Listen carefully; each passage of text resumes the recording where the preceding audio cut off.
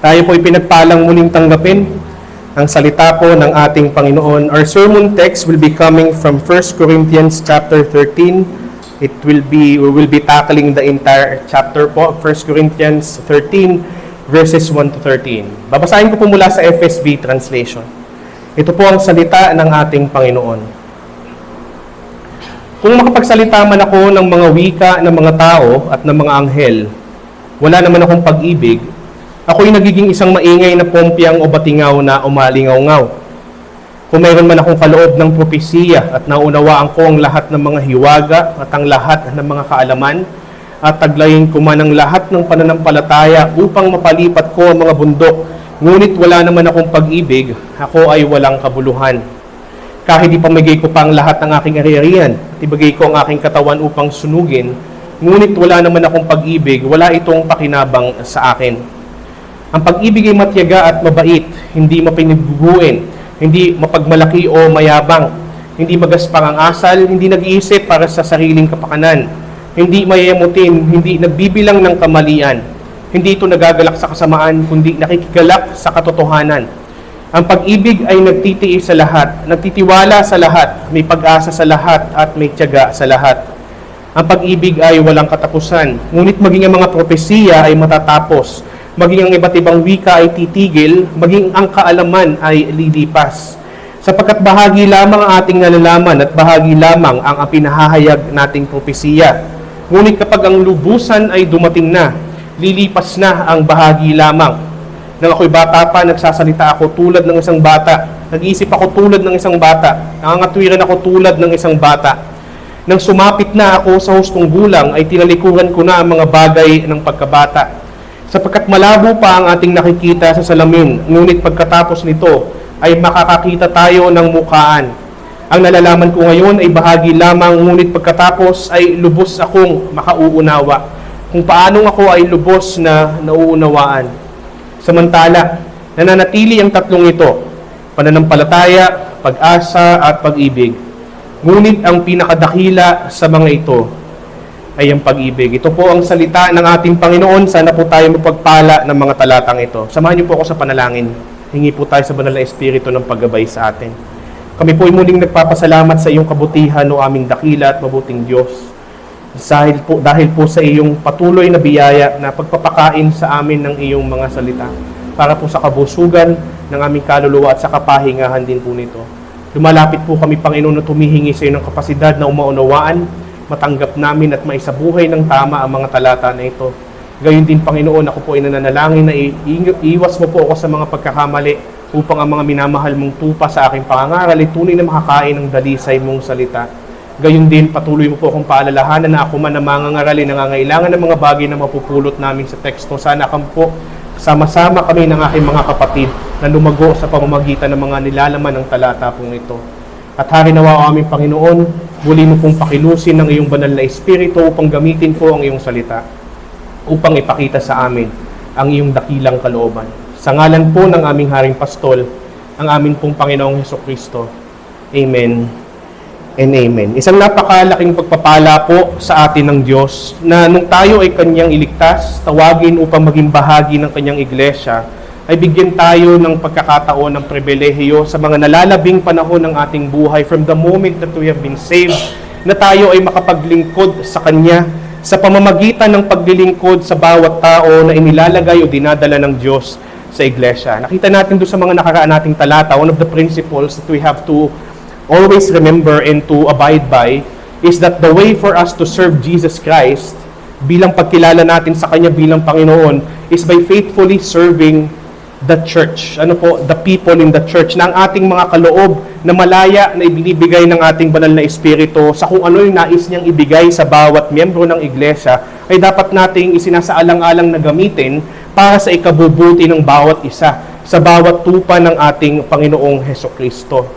At nakita natin yung nakaraan, nagkakaroon sila ng pagkaka-divide, hindi dahil sa may mali sa pagkakaloob ng Espiritu, ng mga kaloob sa mga mananampalataya ng Korinto, ngunit sila ay nagkakaroon ng mga pagmamataas sa kanilang sarili ng hindi magandang pagkukumparahan. Alam niyo, comparison is not always wrong. Kaya nga, ako ay hindi talaga totally nag-adhere dun sa kasabihan na comparison is the thief of joy. I would say, wrong comparison is the thief of joy. Kasi we cannot really escape comparison. We're told by the scriptures to judge everything. We cannot judge unless we compare. But there's always a standard to compare to. Pero dapat tama din ang ating pagsasaalang-alang ng pagpapractice ng comparison. But they're not doing it properly. They're not doing it biblically. May mga nasasaktan dahil minamaliit na mga may prominenteng kaloob. At yung mga may prominenteng kaloob dahil sa kanilang pagmamalaki at nakakasakit sila ng mga walang prominenteng kaloob ng ating Panginoon, sila ay kinagagalitan at kinasasamaan ng loob, kinapopotan ng kanilang mga kapatid. Thus, instead of that gift na binibigay ng Holy Spirit para sa paglilingkod kay Kristo sa pamamagitan ng Iglesia, instead of it to unite even further, to strengthen that unity and to edify the church, ito ay ginagamit, ini-steward sa maling paraan. Unfortunately, ng mga panahong ito ng mga mananampalataya ng Korinto, in order to further the division that is already happening among them.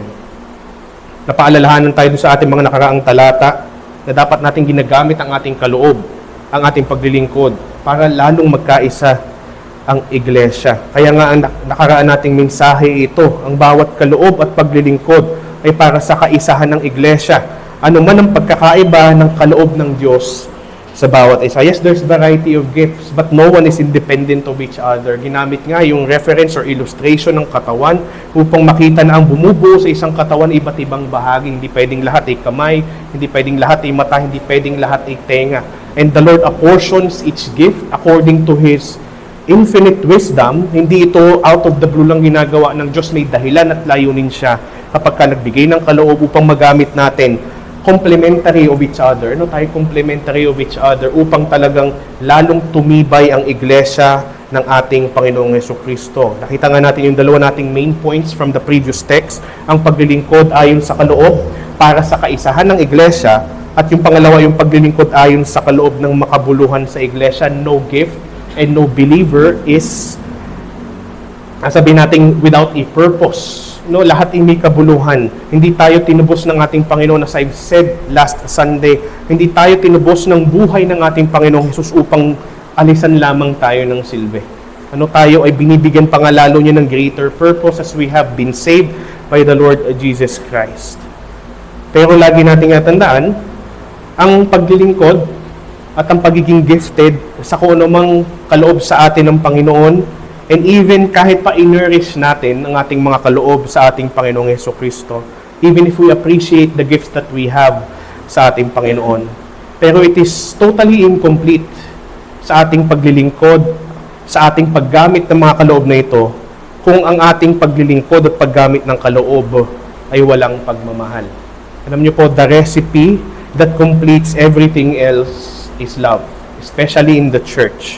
May kasabihan nga po ang marami that love completes everything. Kanila pa nga po itong ina-apply kunwari sa kape. Diba? Coffee is best taken with sugar.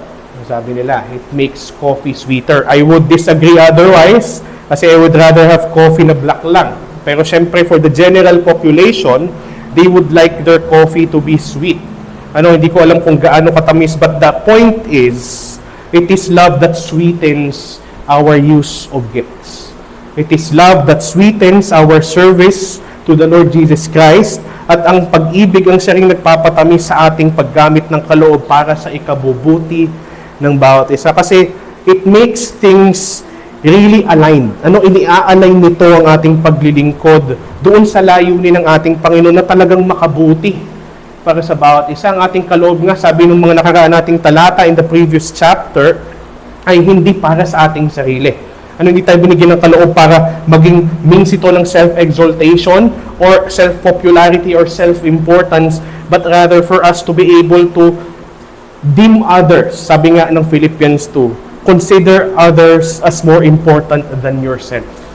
In order for us to give our life, even our gifts, for the benefit of others and for the benefit of the cause of our Lord Jesus Christ. Pero hindi lang ito basta pagmamahal. This is a specific kind of love. Actually, there's only one type of love. Pero dahil sa kasalanan, ay naging distorted na ang view ng pagmamahal ng maraming tao sa sanlibutan. So, to be specific, it's not just love as the culture would define it, but it is Christ-like love that completes everything. Even the use of our gifts for the service of the church and for the glory of Jesus Christ. Napakahalaga yun yung pinapaalala ni Pablo sa ating mga talata ngayon. Nanukaraan natin mga talata in the very last verses, last two specifically, nung 1 Corinthians chapter 12, ang sabi niya, hangarin natin ang mga mas dakilang kaloob. Ano sabi niya? Be eager to desire greater gifts. Tapos sinabi niyang sunod, pagdating sa mga bagay na ito, ipapakita ko sa inyo ang mas mabuting daan. I'll show you the good way. And I would argue, yung sinasabi doon ni Pablo, ibig niya sabihin na desire greater gifts is to desire these three things. Faith, hope, and love. And the greatest of these three is love. Kasi, paano ko po nasabi yun? Hindi naman kaloob ng Espiritu yun eh. Love is a fruit of the Spirit. Baka sabihin ng iba'y gano'n. Yes, I understand. Pero there's also a sense, a biblical sense, pag tingin natin ang kasulatan, that faith, hope, and love are gifts. Faith, Ephesians 2:8 and 9. For by grace you have been saved through faith, and that faith is not of ourselves. It is a what? A gift of God. Our hope in Christ is also a gift. Because the Lord gave us the only hope that we could ever have. The only qualified hope. Ang natatanging pag-asa. Diba sabi pa nga ng hymn, my hope is built on nothing less than Jesus Christ in righteousness. So titingnan natin, hope is a gift from above, from God. And love definitely is a gift. For God so loved the world that He gave His only Son. At ang mananatili, matapos na mawala ang ilan sa mga sign gifts, makikita natin sa konteksto ng ating mga talata ay yung tatlong yun. At ang pinakadakila sa tatlo, dahil yun yung tawag natin, sabihin natin umbrella, under the umbrella of love includes faith and hope. The reason why we're given faith as a gift is because we have been graciously loved. And the reason why we have been given our only hope, Jesus Christ, is because we have been graciously loved. Yun yung pinag-uugatan ng lahat ng mga dakilang kaloob. At yun ang pinapaalala ni Pablo. Yes, we have to be appreciative of our gifts. But never use our gifts. Never serve in the church. Never serve the Lord Jesus Christ and His people without love accompanying it. Kaya nga po mula sa ating teksto, ito po ang ating mensahe. Ang kalooban ng naglilingkod sa paglilingkod ayon sa kaloob ay nagmumula sa pag-ibig na tinanggap niya sa Panginoon. Ang kalooban ng naglilingkod sa paglilingkod ayon sa kaloob ay nagmumula sa pag-ibig na tinanggap niya sa Panginoon. Alam nyo, pag tinignan natin yung teksto, as we look into it, as we journey through the text ngayon, mapapansin natin at dapat nating alalahanin na kaya may paghihimok si Pablo at pagpapaalala na gawin natin maging ang ating paglilingkod sa espiritu ng pag-ibig dahil yun mismo ang tinanggap natin sa Panginoon. No one would be capable of Christ-like love unless he or she first have experienced what Christ-like love is. Ano po tandaan nating mabuti, ang mga hinihimok dito ni Apostol Pablo ay mga tunay na mananampalataya. Noong panahong ito ay nasa season of sin, especially in dividing the church. Alam niyo, laging patuloy na consistent dito si Pablo. I am in awe, and I hope you are too, na kapag nilalakbay natin ng bagong tipan, sa mga sulat specifically ni Apostol Pablo, hindi niya inihiwalay ang iglesia sa pag-ibig. Not to say that holiness should not be there. Hindi dapat natin na ikompromiso ang kabanalan for the sake of love kasi may proper definition ang pagmamahal which is never separated from holiness. But nonetheless, pagdating sa iglesia, na ang tawag nga sa iglesia actually very tied to the word call. Mga tinawag. Ecclesia means the called out ones. At sabi ni Apostol Pablo, for example, in Ephesians chapter 4, verse 1 and 2, kaya't ako na isang bilanggo dahil sa Panginoon ay nakikiusap sa inyo na mamuhay ng naaayon sa pagkatawag din sa inyo. Nandun yung compellment, mamuhay kayo according to your calling. Taglayin ninyo ang lubos na pagpapakumbaba at kaamuan, may pagtatyaga at pagpaparaya sa isa't isa sa pamamagitan ng, here's the word, pag-ibig. Ibig sabihin, tayo ay tinawag ng Panginoon ayon sa pag-ibig. Diba, you're effectually called because you've been loved before the foundation of the world. Tinawag tayo ng Panginoon ayon sa pag-ibig upang makabilang sa iglesia at tinawag tayo upang tayo rin ay umibig. What we have received, we extend and we give. Kaya sinabi rin sa Ephesians chapter 5, verses 1 na 2, sunod na kabanata dun sa binasa ko lamang kanina. Kaya bilang mga minamahal na anak, tularan ninyo ang Diyos. We have to follow the example of God. Ano daw yun? Mamuhay kayo sa pag-ibig. And what's the standard?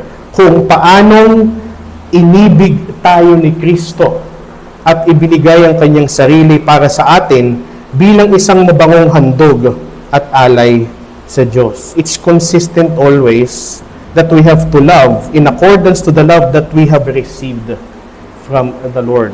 Tulad ng pag-ibig o kung paanong inibig tayo ni Kristo ay tayo tinatawag na mamuhay sa pag-ibig. And it involves every facets of our life. Bawat bahagi at aspeto ng ating buhay. Yan man ay sa tahanan, sa paaralan, sa trabaho, sa iglesia, as we are seeing in the text that we have this morning. Pero to stick to the immediate context, talagang ang isa sa mga hinihimok ni Apostol Pablo sa ating mga talata in 1 Corinthians 13 ay talagang mahalin ng mga kapatid sa pananampalataya. Mahal yung mga yan ni Kristo. Ang bawat isa sa inyo, ang bawat isa sa mga mananampalataya ay talagang lubos-lubos na mahal ni Kristo. And I don't mean to exalt your egos. It's not what I'm intending to do.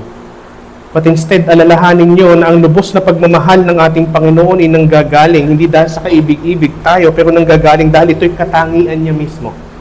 Our God is a loving God. Pero dahil siya'y holy, it took His Son, receiving His holy justice, for us to be loved graciously by the Lord. Sabi nga ni John Bunyan, a heart touched with grace cannot but be tender toward the people of God. So itanong natin sa ating mga sarili, do we have that tenderness toward our fellow people of God? Napakahalaga niyan, lalo tigit pa sa area ng paglilingkod natin gamit ang ating mga kaloob sa iglesia. For us to further understand this, dalawang bagay po ang ating kukunin mula sa ating teksto na sana ay maglalong magdagdag sa ating karunungan, pati na rin sa ating pagsasabuhay kung anong dapat natin isaalang-alang in the practice of our gifts for the edification of the church and for the glory of our Lord Jesus Christ. Ito po yung dalawa. Una, ang kawalan ng pag-ibig sa paglilingkod ay walang kabuluhan. Ang kawalan ng pag-ibig sa paglilingkod ay walang kabuluhan. At ang ikalawa, ang daan ng pag-ibig sa paglilingkod ay walang katapusan.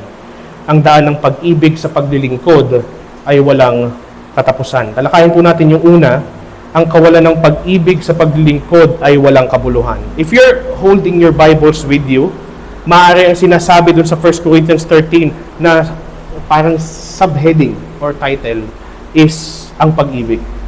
Maaaring sa iba, ang kahulugan ng pag-ibig or the meaning of love. I like how the ESV, yung Crossway mismo, Crossway published ESV puts it.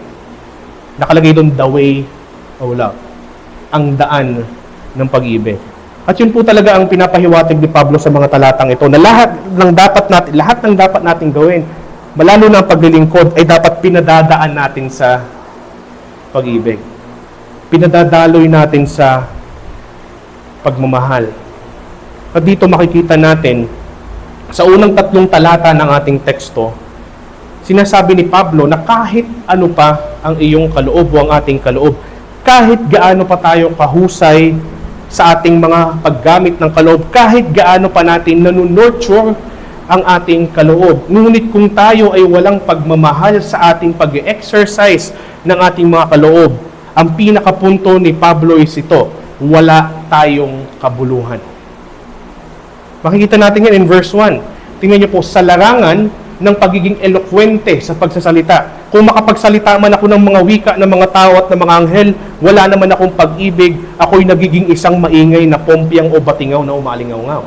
Sa madaling salita, ako'y walang kabuluhan, kahit gaano pa ka-eloquent ang aking pagsasalita. At gusto ko pong linawin, yung mga wika ng mga anghel dito, hindi ibig sabihin is yung speaking ng tongues na parang gibberish. Hindi ko maintindihan, hindi mo talaga maintindihan kasi hindi nag-i-exist ang lingwahe dito sa daigdig. Kasi sa langit yan. Sa mga anghel lang yan. The point is, hindi ito ginagawa ni Pablo o sinasabi niya yung paggamit niya ng mga wika ng mga anghel literally, but rather figuratively. Ang ibig niya sabihin dito is heavenly language. Ibig sabihin, eloquent ka sa pagpapahayag ng salita na mula sa langit. Salita ng Diyos. If you're eloquent sa mga wika ng tao, eloquent ka sa pagpapahayag ng mga salita ng Diyos. So whether in the philosophy of men or sciences, different language, different schools of thought ng daigdig na ito, kasama ang teolohiyang mula sa langit, mula sa salita ng Diyos, nag-iingay lang tayo. Nagpapasakit lang tayo ng tenga ng iba. Kung ito'y ginagawa natin ng walang pag-ibig. Sa samaang palad, ito ay talagang talamak na talamak maging sa ating panahon ngayon. Ang daming elokwenteng magsalita, lalo ng elokwenteng magsalita ng mga salita o makalangit na salita ng ating Panginoon. Subalit, sa halip na sila'y maka-edify ng iba, nang dahil sa kanilang pamamaraan ng pagko-communicate ng mga doktrina ng Diyos ay mas marami sa halip na maliwanagan at panghawakan ng mga doktrinang totoo naman, ay parang sila ay itinataboy pa. Because of their manner of how they administer the truth and communicate the truth of God, they do it without love. But instead, they communicate out of arrogance, out of hatred, out of being disputive. Nais silang makipagtalo lang. Parang sinabi ni Pablo sa Philippians chapter 2, some preach Christ, pero out of what? Out of selfish ambition. Ang gusto lang nila ay makipagtalo. Makipagtalo at makipag-away at siguro para pairalin o sabihin na ako'y mas marunong kaysa sa iyo. Yung tinatawag nating cage stage ng pagiging Kristiyano. Ano nangyayari? Kaya sinabi dito ni Pablo, maingay na pompyang batingaw na umalingaw-ngaw. Hindi lang ito walang kabuluhang ingay, pero ito'y masakit sa tenga. It damages. It's not just meaningless, it becomes damaging instead of helpful. Kung mayroon man akong kaloob ng propesiya, and during this time, prophecy is still in place dahil hindi pa kompleto ang kasulatan. At naunawaan ko ang lahat ng mga hiwaga at lahat ng mga kalaman. I am doctrinally inclined. I'm doctrinally precise. At taglayin ko man ang lahat ng pananampalataya upang mapalipat ko ang mga bundok. Talagang matigas o matibay, rather, ang aking pananampalataya, malakas. Pero wala naman akong pag-ibig. Anong sabi? Ako ay walang kabuluhan. Is totally meaningless without love. At ito, pinalalaman ito sa gift of generosity. Yung unang talata, gift of eloquence. Pangalawa, gift of doctrinal precision. Ang pangatlo, gift of generosity. Ipamigay ko pa, o kahit ipamigay ko pa ang lahat ng aking ari-arian, at maging, sabi nga, ibigay ko ang aking katawan upang sunugin. Hindi ibig sabihin ito literal na susunugin. Hindi ito patungkol sa pagiging martir. Pero ibig sabihin nito ay kahit ibigay ko pa ang aking katawan upang talagang, di ba alam natin yung term na pagsusunog ng kilay. Ibig sabihin talagang inilalaan niya ang kanyang sarili sa pag-aaral. Ibig sabihin dito ni Pablo, kung aking ilaan ang aking katawan sa talagang paglilingkod, magsunog ako ng katawan sa paglilingkod. Ngunit wala naman akong pag-ibig, wala itong pakinabang sa akin. Two things that I would observe na ipabahagi ko sa inyo. Una, pag walang pag-ibig, ang paglilingkod o paggamit ng kaloob, ito ay walang pakinabang sa iba. Kaya doon sa verse 2 sa huli, walang kabuluhan. Ako ay walang kabuluhan. Ibig sabihin, ako ay walang kabuluhan sa iba. At isa pa, ako'y damaging sa iba dahil para na ako maingay na pompyang o batingaw na umalingaw-ngaw. Makakadurog lang ako ng eardrum, kumbaga, figuratively speaking. At pangalawa, ang paglilingkod gamit ng kaloob ng walang pagmamahal o pag-ibig ay wala ring pakinabang sa ating sarili. Sa verse 3, sa huling parirala or last phrase, wala itong pakinabang sa akin. So serving and using our gifts without love is meaningless to others, and meaningless to oneself. Bakit po ganon? Kaya po ganoon, dahil serving without love is meaningless because it does not honor God, una sa lahat, hindi siya aligned sa layunin ng Diyos kung bakit tayo binigyan ng kaloob upang maglingkod. And it hinders Christian growth. Kaya wala rin itong pakinabang sa atin. Do you think we will further progress in sanctification without love in our use of spiritual gifts? The answer is no. Lagi nating tatandaan ang pinakaunang kasangkapan nung binanggit ang bunga ng Espiritu ay walang iba kundi pag-ibig. One of the markers that we're really growing in sanctification, becoming more and more like Christ, is love. And then the rest would follow. Kasi yung 9 elements of the fruit of the Spirit, hindi yun magaganap kung walang pag-ibig. It's all under the umbrella of love.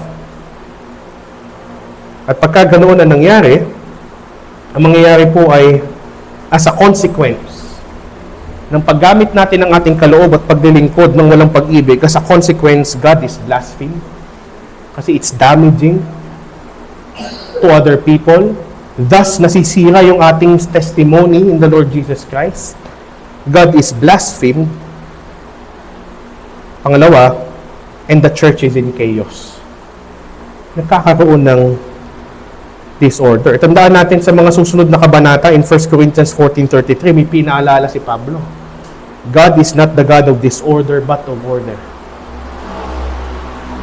Kasi dahil rin sa maling paggamit ng mga kaloob sa Espiritu, ay lalo sila nagkaka-disorder. Instead na magkaroon ng order lalo. Diba, the gifts, again, as a reminder, is given to us by God for order to take place and to grow and to progress. And for us to be further conformed into the image of our Lord Jesus Christ. Alam niyo po, lagi na lang ang mga taga-Korinto nagdi-divide, nag-aaway-away. Nakita natin, they divide over leaders, they divide over the knowledge of Scripture, they divide over socio-economic status, they divide over social status in their community, they divide over knowledge and Christian liberty, they divide over order, paano ba gawin ang Lord's Supper, they divide over spiritual gifts and service for the church. Alam nyo, it's not that they don't have godly leaders. Baka isipin, ba't nag-divide ang mga to? It's not that they don't have godly leaders. It's not that they don't have understanding of the Scriptures. It's not that they don't have knowledge and liberty. And it's not that they don't have capacities for order. Mayroon silang kapasidad dahil sila ay mga tao na ng Diyos. And it's not that they don't have spiritual gifts. Gifted nga sila. Umpisa pa lang sa greeting, sinabi ni Pablo, sila ay puspos ng mga kaloob at ng karunungan. What's the problem? The problem is that they don't have or have a lack of Christ-like love. Wala silang pag-ibig. O kung mayroon man, ito ay may kakulangan. Kababawan pa. Hindi sila lumalago sa pag-ibig na mala Kristo. Alam niyo, sabi po ni Warren Wiersbe mula sa kanyang Bible Commentary of the New Testament, the main evidence of maturity in the Christian life is a growing love for God and for God's people, as well as a love for the lost souls. It has well been said that love is the circulatory system of the body of Christ. No, ang pagmamahal ay circulatory system. Alam naman natin, kahit hindi tayo mga nagdoktor, what circulatory system is. Diba? Doon dumadaloy ang dugo. At ano yung nakalagay sa dugo? Iba't ibang nutrients and minerals ang kuha natin sa pagkain. And even oxygen, pag tayo huminga, siya ay pinadadaan saan? Sa ating blood cells upang ma-distribute equally sa buong katawan so that the entire body would function appropriately and that would function well. At yun yung pag-ibig pagdating sa katawan ni Kristo. Paulit-ulit sumusulat si Pablo sa mga mananampalataya tungkol sa pag-ibig. Example yan sa Romans chapter 12 verses 9 to 20. Makikita natin doon ayon sa sulat ni Pablo ang tema, ang pagkilos ng may pag-ibig. Love with action. Makikita natin in Colossians chapter 3 verses 12 to 17. Sinusulat ba ni Pablo ang pagbubuklod ng may pag-ibig? Harmony with love. Nakalagay nga po sa Colossians 3:14, ang higit sa lahat, taglayin ninyo ang pag-ibig na siyang nagbubuklod sa lahat sa lubos na pagkakaisa. Yun po ang talagang susi o recipe sa pagkakaisa. Pag-ibig na siyang nagbubuklod sa lahat sa lubos na pagkakaisa. At sa ating tinitingnan talata ngayon, 1 Corinthians 13:1-13, ito naman po ay ang paglilingkod ng may pag-ibig. Serving with love. Na ang angkla ng mga pag-ibig o tema ng pag-ibig na ito ay ang 1 John 4:10 o principle na nandoon na ipinamamalas natin ang pag-ibig na siya nating tinanggap na ipinamalas sa atin ng ating Panginoon. 1 John 4:10, ganito ipinamalas ang pag-ibig. Hindi dahil inibig natin ng Diyos, kundi siya ang umibig sa atin at isinugo niya ang kanyang anak bilang alay sa pagpapatawad ng ating mga kasalanan. Ang tawag po dito ay ang pagliligtas ng may pag-ibig. Salvation with love. That is what you and I and the rest of the people in the church, kahit sa ibang local churches ng ating Panginoon, have received from the Lord. Thus, it is the foundation of all Christian love. Yun po ang pundasyon ng lahat ng Kristiyanong pagmamahal. Yung ginawa sa atin ng ating Panginoong Hesukristo. Kaya yun ay isa sa mga bagay na dapat nating laging alalahanin.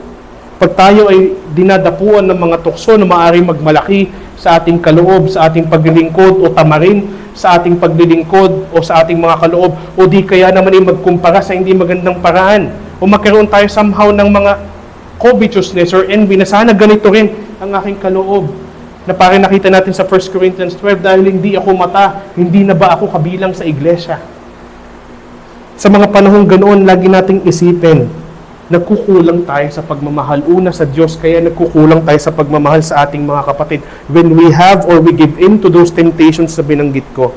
And for that love to be renewed and to be fervent again, mapag-alab muli, look into the love of Christ given to you. Ano, timbangin natin ang bawat tukso na magamit natin sa maling paraan ang ating mga kaloob sa pag-ibig na tinanggap natin mula sa ating Panginoong Hesukristo.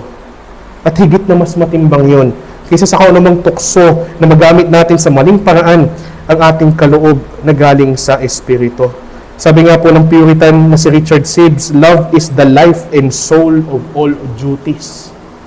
Hindi tayo pwedeng gumawa ng ating tungkulin nang wala ang pagmamahal. At sabi rin po ni Warren Wiersbe, muli po sa kanyang commentary, spiritual gifts, no matter how exciting and wonderful, are useless and even destructive if they are not ministered in love. And he goes on to say, doon po sa narrative na ito, the only way spiritual gifts can be used creatively is when Christians are motivated by love. Alam nyo, tayo kung palakihin ng ulo ng bawat isa, that's not going to be my intention sa aking sasabihin. Ako po ay nagagalak na tayo po ay nasa isang lokal na iglesia na bagamat maliit pa, ngunit nakikitaan ang mga tao ng kasigasigan sa paglilingkod. And that's a very good thing. We should not dismiss that. That should be appreciated. Ito'y patotoo na talagang ang pagkilos ng Diyos, maliit man ang ating iglesia pa, ay nangyayari talaga. But we have to be careful as we serve. Zeal for service is very much encouraged. Dapat lang. But love in service should be even more encouraged sa atin. I'm not saying that you don't have love in your service. I have no capacity to look in everyone's heart. Hindi ako psychic. Hindi ako psychic. But let this be a reminder na nakikita natin ang mga bagay na ito. Upang magpatuloy ang kaisahan sa iglesia, upang lalong lumago tayo sa kabanalan, sa pagiging kahawig ng ating Panginoong Hesukristo, always minister and serve in the spirit of love. Alam niyo, isa sa mga ayaw ng mga taong mangyari is for their life to be meaningless. And our life will become meaningless, even as gifted as we can be, if we don't serve with love accompanying our service. The only way to serve the Lord and to be meaningful is to glorify God and to enjoy Him forever. Tama ba? When we don't minister and serve in love, it forfeits that purpose. It really does. Tayo ang nawawalan sa mga panahon na tayo ay walang pagmamahal maging sa ating paglilingkod, sa ating mga kapatid, sa ating kapwa, at sa ating Panginoong Hesukristo. Let this be a warning na sinabi ni John in 1 John 2:9-11 na nagsasabing siya'y nasa liwanag, ngunit napupuot sa kanyang kapatid ay nasa kadiliman pa. Ang umiibig sa kanyang kapatid ay nananatili sa liwanag at hindi siya nagiging sanhi ng pagkakasala ng iba.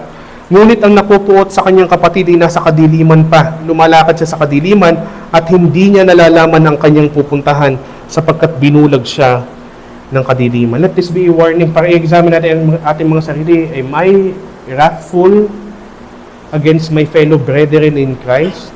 Kasi minsan nakikita yon on how we serve them. Sometimes we're selective in who we serve. May biases tayo in who we serve. And at the same time, there are people in which we refuse to serve.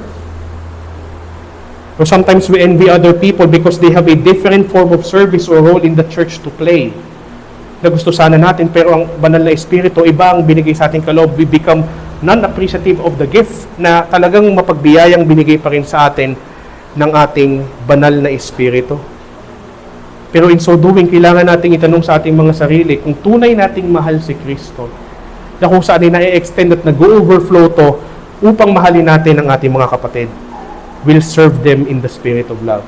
We want to make sure na hindi lang natin basta ginawa. Alam nyo yung minsan may metric, di ba sa mga opisina may mga metrics. Minsan ang iniisip nila, basta ma-hit ko yung metric, okay na.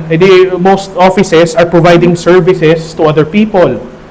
But their attention, their focus is hitting the metrics, not really taking care of the people they serve.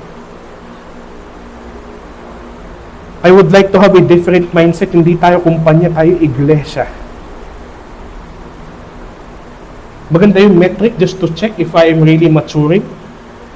Pero make sure that whenever we serve, we focus on taking care of the people of Christ.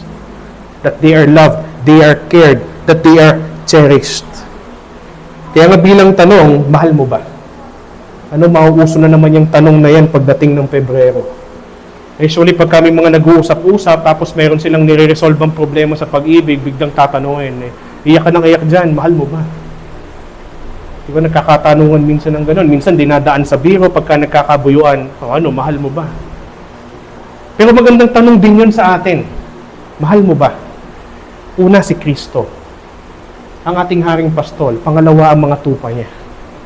Mahal niyo ba? Mahal ba natin sila? And it will show by how we use our gifts to serve them. It will really show. And then you get to experience the care, that Christ-like care that is expected of each one as we use our gifts for the glory of Christ. Alam niyo po, ako po ay natuwa nung nag-umpisa na muli yung bagong taon. Isa sa mga kinatuwaan ko ay kasi yung isa sa mga anime na pinapanood ko, nag-release na ng season 3. Baka familiar kayo dun sa anime na Jujutsu Kaisen. Ano po, ang tagal niya natapos yung season 2, ang tagal niya bago lumabas yung season 3, pagpatak ng Enero lumabas siya. Nung pinapanood ko po yung second episode, nandun po yung bida na sinentensyahan ng kamatayan. Dahil siya ay vessel, kumbaga, merong somehow cursed spirit na siya ay vessel, sobrang lakas. Pag siya'y pinoposes nito, maraming napipinsalang mga tao, maraming namamatay. May isa po na higher year, kasi mga estudyante sila eh. Ang pangalan niya ay Yuta Okotsu. At siya po ay binigyan o inatasan ng misyon na patayin ng kanyang kamag-aral na si Yuji Itadori, yun po yung bida. Pero ang ginawa niya ay pinalabas niyang pinatay niya, pero dahil may capacity siya to revive, ang tawag po ay reverse curse technique, ni-revive niya. Sinaksak niya sa puso, tas ni-revive niya yung puso. Para lang palabasin na pinatay niya talaga, pero ang kanya talagang gustong gawin, to make an act, not to kill Yuji Itadori, but to make sure na hindi siya mapapatay. So pinalabas niya yon para lang masabi na yung mission ay ginawa, para lang tigilan na ng mga nagpapapatay dun sa bida yung bida. Nung nagising po yung bida mula sa pagkakatulog, nagulat siya na it's all just an act na siya'y binuhay. Tapos tinanong niya si Yuta Okotsu, why would you go that far for me? Why would you have to go that length? Kasi pag nalaman to ng higher ups, yung ibig niya sabihin, mananagot ka. Mananagot ka sa kanila. Why would you go that far for me? Ito yung sagot ni Yutao Kotsu. Because the people I cherish you.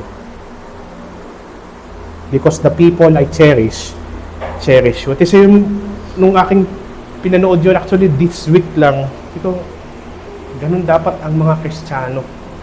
Why? Because every believer are the people cherished by Jesus Christ. Di ba kahit ano pa maging pag-uugali, hindi sila magka-close ha. First time lang nila mag-meet nun. Pero yung teacher kasi niya nakiusap, kung sakali may mangyari sa akin, hindi ko mababantayan yung bida, si Yuji. Ipapapatay siya ng higher ups, hindi lang nila mapapatay kasi takot sila sa akin. Malakas po kasi yung teacher nila eh. Ikaw na ang bahala sa kanya. Dahil itong si Yuta, he cherishes his teacher, and his teacher cherishes this person. Ang sabi niya, I go or went those lengths because the people I cherish you. Whenever we serve and exercise our gifts, always have that mindset. Minsan may irita ka sa kapatid mo sa pananampalataya. Siyempre, mga sinner tayo pare-parehas. I'm not using that as an excuse to be careless in sinning, pero sometimes it hinders our service and care and love for them. Palagi nating natandaan, the reason why that person or those people are kept by Jesus Christ cherishes them by grace. And we should do well to do so and extend that cherishing ng Panginoon sa kanila by us cherishing whom Christ cherishes. Ano po, sana yun ay maging malinaw para sa ating lahat. Pero hindi lang sa ang pag-ibig o ang paglilingkod ay walang kabuluhan pag walang pag-ibig. Pero lagi nating tatandaan, ang daan ng pag-ibig sa paglilingkod ay walang katapusan. It never ends. Alam niyo yung pinaka-thrust ng aking second point is nasa verse 8. Ang pag-ibig ay walang katapusan. Yun yung sinasabi ng iba di ba? Sinasabi ng iba, minahal ko siya noon, pero hindi talaga. Ang pag-ibig ay walang katapusan. Diba? Love endures. Love never ends. At makikita natin dito, the Apostle Paul had been so careful na hindi lang niya himukin na sabihin sa mga mananampalataya ng taga-Korinto na baliwala ang lahat ng bagay at ang paglilingkod kung wala kayong pag-ibig. That's very much crucial, very much important. Pero he is so careful to also define what love is. Ano po? At yun ay dapat din natin gawin sa ating panahon ngayon. Alam nyo, love had always been defined as any other than its biblical definition sa ating kultura. And love had always been characterized as any other than its biblical characteristics. Kaya kailangan, ang ginawa ni Pablo sa karunungan binigay sa kanya ng Diyos, i-define niya at ibinigay niya yung iba't ibang katangian ng kung ano ang tunay na pag-ibig. So that we would be careful to know what love is, to exercise what true love is, at hindi tayo mag-exercise ng love that is distorted. Alam nyo, ang kultura natin dinistort ng husto ang pagmamahal o pag-ibig dahil siyempre ng ating kasalanan to the point na it changed where it's headed, where it's directed to, and it became excessive and exclusive. Alam niyo po, ito yung distorted version ng love. The distorted version of love is directed excessively, dalawang X po. It is directed excessively, sobra-sobra, and exclusively, natatangi to oneself. Again, the distorted version of love, it's directed excessively and exclusively to oneself. Bakit nagkakaroon ng pagkakabahabahagi sa Korinto? Because their love, their version of love is directed excessively and exclusively to themselves. Sabi, ang kaloob ay para sa iba, hindi para sa sarili. Ginagamit nila upang mahalin ang kanilang sarili, upang sila i-exalt ang kanilang status at posisyon sa iglesia. And it's so doing, namamaliit nila yung ibang tao. It is an active na pagmamaliit doon sa iba. Pero makikita natin sa buong talata ng buong kabanata ng 1 Corinthians 13. And I would like to quote again Warren Wiersbe from his Bible commentary. Sinabi niya dito, may tatlo at least na sinasabi si Pablo about true love.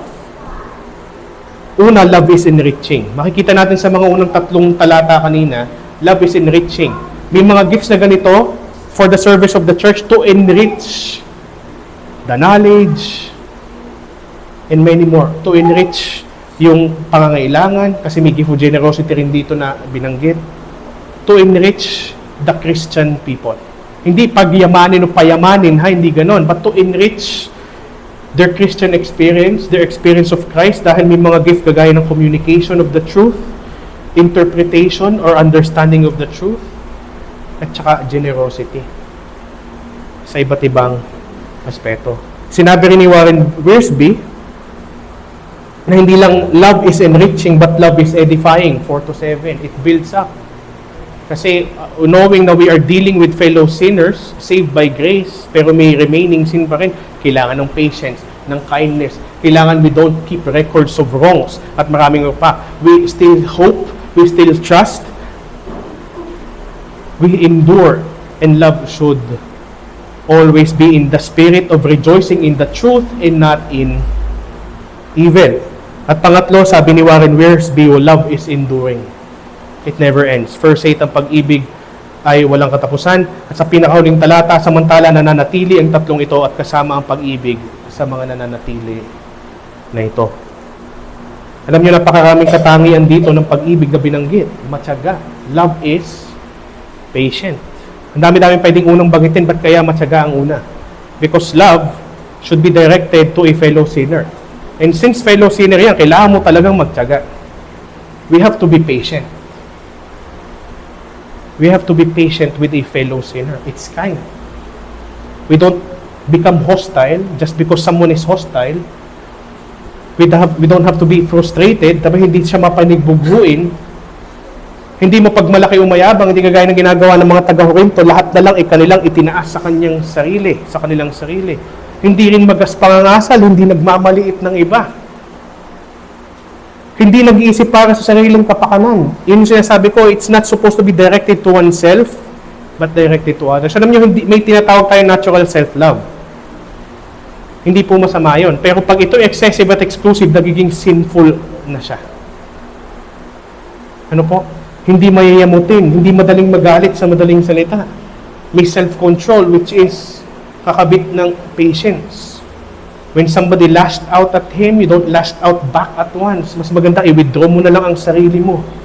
Ano? And then calm yourself down. That's restraint and a fruit of the Spirit. Hindi nakakikigalak sa kasamaan. It does not delight in evil. Sila tuwang-tuwa pag may inaalipusta silang iba, yung mga taga-Korinto, para may taas ang kanilang sarili, which is delighting in evil. Pero hindi ito dapat nakikigalak sa kasamaan, kundi nakikigalak sa katotohanan. Dapat inline lagi sa katotohanan ng ating Panginoon ang ating kagalakan. Ito yung nagtitiis sa lahat. It endures all things. It is trusting always, and it hopes in all things. Pero ito ay walang katapusan. Hindi ito natatapos. Ano? Ang pag-ibig ay walang katapusan. Ito napakahalaga nung pangungusap na yon in verse 8. Lagi itong tema rin ng pag-ibig at laging paalala patungkol sa pag-ibig. Alam niyo, sabi ni Pablo sa Romans 13:8, let no debt remain outstanding except the continuing debt to love one another. For whoever loves others has fulfilled the law.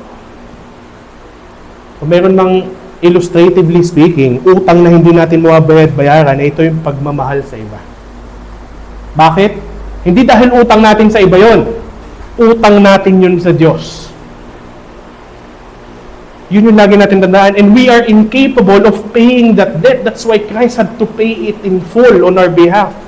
Pero the exercise of that love, bilang ating pagtanaw ng utang na loob sa Diyos, ay nagpapatuloy. Dahil ang pag-ibig ng Diyos na ipinamamalas at ipinararanas sa atin ay patuloy din. That's why salvation is eternal. That's why we have eternal security. That's why the life that we have received out of sheer grace and love of the Lord is eternal life. Therefore, because eternal life is given out of gracious love, that pag tayo, when we overflow, or when we extend such love that we have experienced, tama si Pablo, ang pag-ibig ay walang katapusan. Hindi ito natatapos. Ito ay nagpapatuloy. Yes, it may be challenged every now and then, but it still goes on. maging sa ating paglilingkod sa ating mga kapwa mananampalataya. At alam nyo, sa pag-i-illustrate ng bagay na ito, sinabi ni Pablo yung mga kaloob. Ang pag-ibig hindi lilipas, pero yung mga sign gifts ay lilipas. Sabi niyo kung ba't binanggit ko ang mga sign gifts dito? Kasi ito ang gustong-gusto ng mga taga-Korinto. Kasi syempre, many of them defies the laws of physics. Di ba nakakamangha? Tayo ngay mangha-mangha pag may nagmamagic. Di ba? Kasi parang it defies the laws of physics. Alam natin meron silang mga trickery doon. Hindi naman nila talaga dinidefy. Pero ito talaga, it's metaphysical. Ang sabi ngunit, maging ang mga propesiya ay matatapos. At alam natin tapos na yan. Maging ang iba't ibang wika ay titigil. There's no more speaking in tongues ngayon. Maging ang kaalaman ay lilipas. Ang tinutukoy ditong kaalaman ay hindi yung knowledge itself, pero yung divine revelation. Yung pagbibigay ng divine revelation, divine knowledge, ay lilipas. Na tingin nyo, bakit lilipas na yung mga bagay na ito? Itong mga bagay na ito ay lumipas na nung panahong na kumpleto ang scripture. Ang sign gifts kaya ay binibigay ng Diyos noong mga panahong una ay upang patunayan na ang tagapagsalita niyang ito ay mula sa Kanya. Behold this gift. Patunayan na ako'y talagang nagsasalita dahil pinadala ko ng Diyos. Pero eventually lumipas na yun na kumpleto na ang scripture. Kaya ngayon, pag may mga nagpapanggap na sila gumagawa pa ng himala, ay tayo ay tumakbo palayo. Hindi na po yun nangyayari ngayon. Kasi kahit si Pablo sinabi dito, lilipas yang mga yan. Yung mga sign gifts na yan. Sabi nga ni Warren Wiersbe, prophecy, knowledge, and tongues were not permanent gifts. Knowledge does not mean education, but the immediate imparting of spiritual truth to the mind. These three gifts went together. God would impart knowledge to the prophet, and he would give the message in a tongue. Then an interpreter, sometimes the prophet himself, would explain the message. These were the gifts that some of the Corinthians prized, especially the gift of tongues. Kaya yung sinasabi rin ni Pablo to address. Masyado kayo nakatutok sa mga dazzling gifts na yan, sa mga prominent gifts na yan. Alam nyo, lilipas yan, pero ang pag-ibig ay walang katapusan. So saan ka tututok? Doon ka tumutok sa walang katapusan. At dito natin makikita, and this talks about the scriptures, I would argue, hindi to eschatological, kagaya na interpretation ng iba, kasi tunog eschatological siya. Pero pag ang ginawa mo, ang konteksto ng verses 8 to 13 ay ilalagay mo sa second coming, ibig sabihin, ang prophecy, ang gifts of tongue, at ang divine revelation ay lilipas sa second coming. So tama ang mga continuationist. So hindi ganoon. Magsisis ang spiritual, itong mga miraculous gifts na ito, pagka dumating na yung kabuuan ng kasulatan. Ngunit ine-express ito ni Pablo figuratively, in order to show na may progress or maturity ang revelation. Sabi dito, sapagkat bahagi lamang ating nalalaman at bahagi lamang ang pinahayag nating propesiya. Kasi noong mga panahong ito isinulat, hindi pa po kompleto ang kasulatan. Ngunit kapag ang lubusan ay dumating na, ang tinutukoy dito ay ang kalubusan ng katotohanan ng Diyos through the scriptures, lilipas na ang bahagi lamang. Nang ako'y bata pa, ito illustrative, pero syempre may reality ito sa maturity ng Christian, but this is illustrative to pertain to the maturity or progress of revelation. Nang ako'y bata pa, nagsasalita ako tulad ng isang bata, nag-iisip ako tulad ng isang bata, nangangatwiran ako tulad ng isang bata. Nang sumapit na ako sa hustong gulang, ay tinalikuran ko na ang mga bagay ng pagkabata. Ngayon, may kinalaman din ito sa pag-ibig na hindi natatapos. Itanong natin sa ating mga sarili. Dito natin makikita that love also matures someone. Kung ang iyong bersyon ng pag-ibig ay dinadala ka sa immaturity, that is never love. Ano sabi dito ni Pablo? Dati ako'y bata pa, nagsasalita ako ng kung ano tulad ng bata, ang pag-iisip ko'y bata, childish ako, nangangatwiran akong parang bata. Pero nung dumating ako sa hustong gulang, tinalikuran ko na ang mga bagay ng pagka-bata. Love is never for the immature, but love is the key to be matured.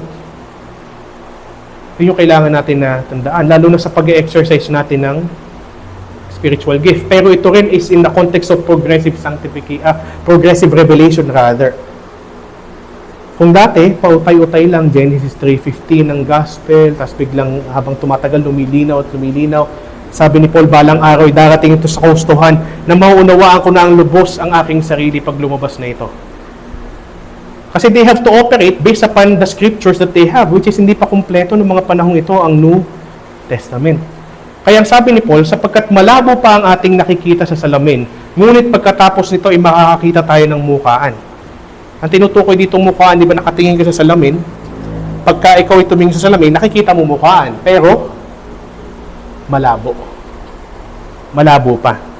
Ang nalalaman ko ngayon ay bahagi lamang, ngunit pagkatapos ay lubos akong makauunawa kung paano ako ay lubos na naunawaan. Alam niyo, medyo may kakulangan, not necessarily mali, but inadequacy yung translation ng FSB. Pag tinignan mo dito, eventually I would know fully how I am fully known. The Greek word is ginosko, na ginagamit sa foreknowledge. Proginosko is foreknowledge. Ngayon, talakayan natin kung ano ibig sabihin nito. Ang sinasabi dito ni Pablo, ang nalalaman ko ngayon tungkol sa aking sarili, at sino ba nagpapakilala sa atin kung sino talaga tayo sa mata ng Diyos? Ang kasulatan. Ang nalalaman ko ngayon ay bahagi lamang kasi hindi pa nga kumpleto ang scripture. Ngunit pagkatapos ay lubos akong makakaunawa kung paano ako ay lubos na nauunawaan. Let me share to you yung thoughts dito ni Myron Houghton mula sa kanyang article, A Re-Examination of 1 Corinthians 13:8-13. Mula po ito sa babasahing Bibliotheca Sacra, published during 1996.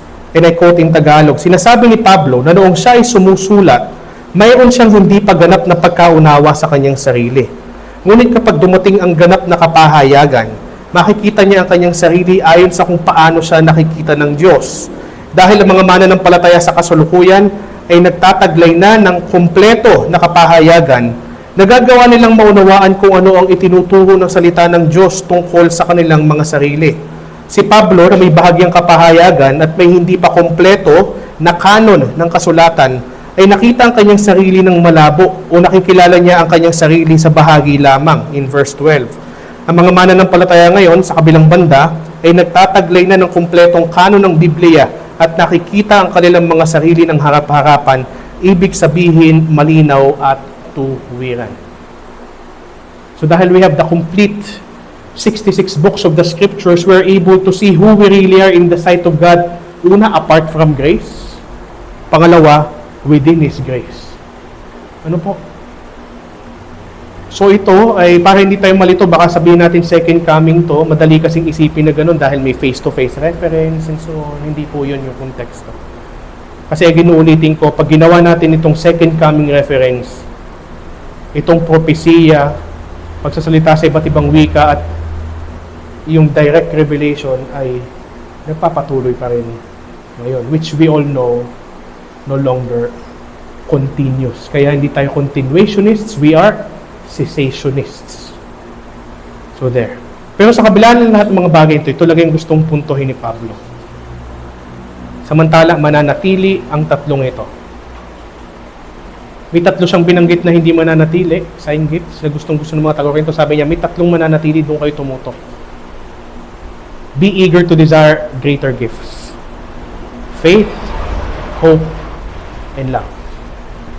And the greatest of these three is love. Because that is the foundation even of the granting of faith and even of the granting of our only hope in the Lord Jesus Christ. Pagdating ng pag-gusto, and I shall end with this, I would argue, sabi kasi ng iba, faith will stop, hope will stop. I disagree, lovingly.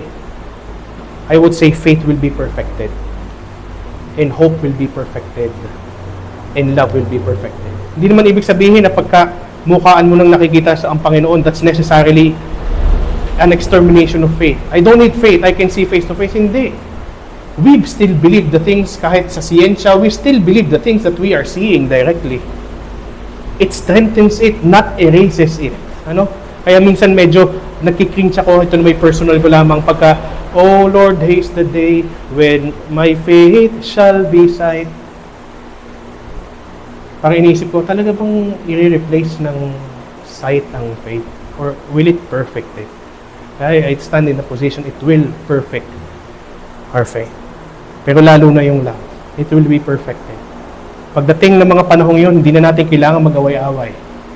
kahit sa kabila ng mga differences natin. Wala na kasing sin.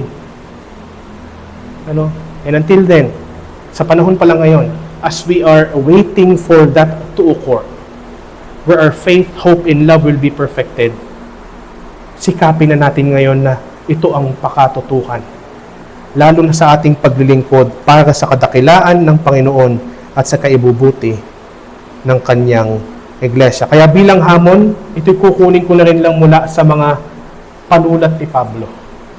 There's a reason why ito'y sinulat niya at the very end of 1 Corinthians. 1 Corinthians 16 verse 14 as a challenge.